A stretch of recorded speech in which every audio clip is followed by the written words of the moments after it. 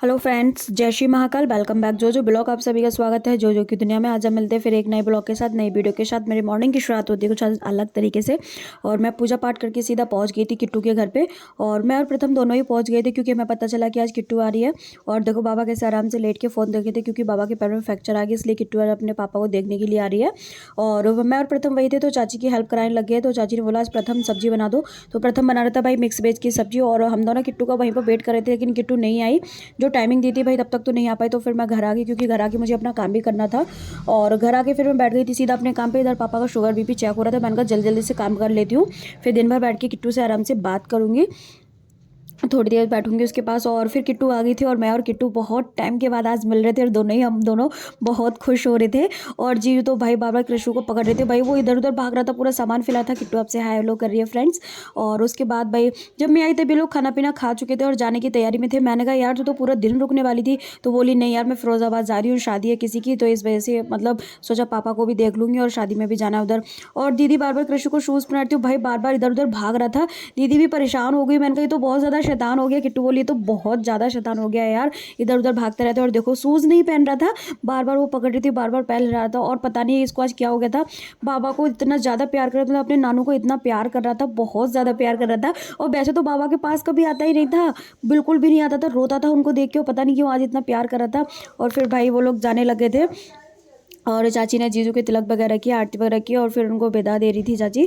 और फिर भैया को भी दे रही थी और दीदी को भी दिया, दीदी के तिलक किया, फिर दीदी को भी मिठाई वगैरह खिला के और उनको भी पैसे वैसे दे रही थी। और फिर बोल नहीं ले रहे थे तो किट्टू बोली थी अरे ले लो ले लो।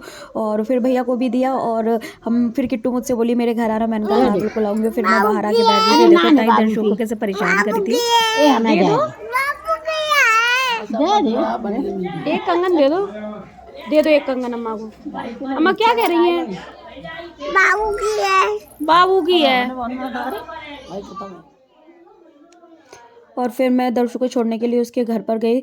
और फिर भाभी बोली सही टाइम पे ले आए, अब इसको अब इसका खाना वाना होगा। और ये देखो कैसे खा रही थी, भाई फ़ोन के सामने बैठ के ही खाती है, ऐसे तो खा ही नहीं सकती नॉर्मल तरीके से, फ़ोन के सामने बैठ जाएगी तभी ऐसे खाती है। और फिर तब तक आ गए तो भैया एक चिड़िया वाले भैया, और दर्शु इतना खुश हो गई थी चिड़िया लेके। मैंने कहा दर्शु जल्दी से बाहर आ देख क्या आया है, इतना खुश हो रही थी चिड़िया देख के। फिर भाभी जी ने चिड़िया खरीदी, 10 की 2 दी थी। मैंने कहा भाई ये तो बहुत ही अच्छा आइटम है। और दर्शु वो इतना खुश हो गई थी लेके। कल्लू और कल्लू का भाई दोनों ही आ गए थे। वो कल्लू का भाई है, वो साइकिल पर अपनी कल्लू कचौड़ी बेचता है, और कल्लू तो अपना ठेला लगाता ही है। और फिर हम लोग भाई चिड़िया ले रहे थे, और दर्शु इतना खुश हो रही थी चिड़िया देख के। फिर बाप ने चिड़िया ले ली थी, मैं घर आ गई थी। घर आके मैंने थोड़ी देर आराम किया, और मुझे बिल्कुल अच्छा ही लग रहा था किट्टू आ जाए, और आज ही चली गई। मतलब मुझे बहुत बुरा लगता, ना उससे बात कर पाई, ना उससे मिल पाई ठीक से, ना बैठ पाई। और फिर बोली नहीं यार मैं होली पे आऊँगी। मैंने कहा चल ठीक है यार, तभी आराम से मिलेंगे फुर्सत में। और फिर हम आराम करके उठ गए थे। फिर पापा बोले बेटा चाय बनाओ, फिर मैंने पापा के लिए चाय वगैरह बनाई। और मैंने कहा पहले आप वॉक कर लो उसके बाद बनाऊँगी, और पापा ने वॉक कर ली थी। और फिर मैं किचन में पहुँच गई थी, भाई मैंने चाय वगैरह बना ली थी, और मैं भी चाय पी रही थी, साथ में पापा को भी दे रही थी। और गर्मा गर्म चाय पी रही थी मैं, क्योंकि आज था मेरा व्रत, और मेरा गुरुवार का व्रत था। और चाय पीने के बाद बड़ा ही अच्छा लगा एकदम, पता नहीं क्यों पूरा आज ना पूरे दिन में मेरे सर में दर्द होने लग गया था पूरे दिन में, पता नहीं क्यों। और फिर उसके बाद मैं चली गई थी शाम को मार्केट, और मैं सराफत भैया की शॉप पर गई थी, लेकिन वहाँ पर ना बहुत ज़्यादा भीड़ हो रखी थी। इस वजह से फिर मैं आ गई थी भाई रजनी दीदी के पास पार्लर पर। मैंने कहा दीदी क्या करी, तो बोली बैठ जाओ बहुत दिन के बाद आई हो। मैंने कहा ऐसी बात नहीं है यार, मैं मार्केट ही बहुत टाइम के बाद आई हूँ। फिर वहाँ पर भाई कस्टमर थे उनके, और मतलब फेशियल वगैरह चल रहा था किसी का ब्राइडल का, तो बस वही एक दीदी तो कर रही थी, और रजनी दीदी यही है, और ये अभी मतलब फेशियल कर रही थी। और फिर ये एक दीदी बैठी हुई थी, वो फ़ोन में कुछ दिखा रही थी, तो मैंने कहा चलो ठीक है, उनसे भी मैंने बातचीत की। फिर उसके बाद मैं घर आ गई। घर आके मैंने अपनी पूजा पाठ की थी, क्योंकि आज मेरा था व्रत, और मैंने अपने लिए खाना बना लिया था।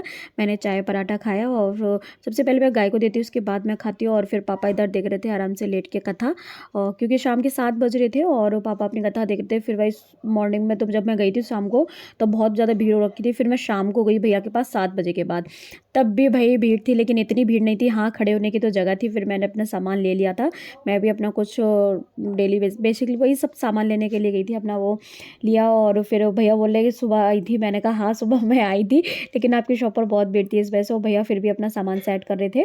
और उसके बाद भाई जब मैं घर आके देखा तो मम्मी पापा दोनों ही खाना खा रहे थे और मम्मी देखो पूरी खा रही थी। जो वो मैदे वाली जो पूरी आई थी ना संध्या क्या से, वही चाची ने दी थी, तो मतलब वही मम्मी सेक के खा रही थी। तो ये पूरी सेक कर खाओ ना फिर से तो इतनी अच्छी लगती है, मतलब बहुत क्रंची हो जाती है और खाने में बहुत टेस्ट आता है। इसको हींग के अचार के साथ खाओ, बहुत अच्छी लगती है। मम्मी पापा खाना खा चुके थे, फिर मम्मी दे रही थी भाई पापा को दवा। और आज मेरा व्रत था तो पता नहीं क्यों बॉडी काम नहीं करी थी। मैं खाना खा के मुझे इतना तेज आलस आ गया था, सीधा लेटने की पड़ रही थी और मैं फिर लेट ही गई थी। मैंने कहा मम्मी आजा पापा को दवा दे दो। मम्मी ने पापा को दवा दे दी थी और फिर मम्मी को भी जाना था भाई भैंस बांधने के लिए, तो मम्मी भी जा रही थी, पहले पापा को दवा दे देंगी फिर दूध दिया और फिर मम्मी चली गई थी भैंस बांधने के लिए। फिर हम लोग भी भाई सो गए थे। Thank you for watching my videos friends. Like करो, शेयर करो, ज़्यादा से ज़्यादा मुझे सपोर्ट करो, मेरे चैनल को सब्सक्राइब करना मत भूलो। Thank you.